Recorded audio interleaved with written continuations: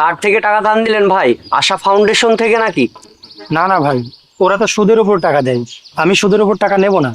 আমি টাকা ধার নিয়েছি ওই যে মোল্লা বাড়ির তালা ভাইয়ের সাথে। আমি তালা ভাইয়ের সাথে 20,000 টাকা ধার নিয়েছিলাম। আমি তো একবারে দিতে পারবো না, এজন্য অল্প অল্প করে তালা ভাইকে 20,000 টাকা শোধ করে দেবো। ঠিক আছে ভাই, তাহলে আমরা আসি। আচ্ছা ঠিক আছে ভাই।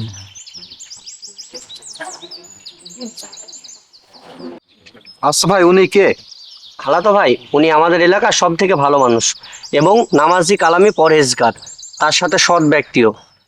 এবং উনি হচ্ছে অনেক অসহায়। ওনার মা বাবা ভাই কেউ নাই। ওনার একজন বোন আছে, তা হচ্ছে সে বিধবা। বুঝতে পেরেছেন?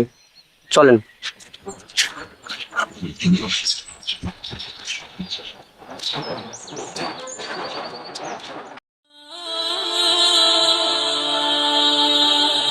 কি বলছেন ভাই আপনি?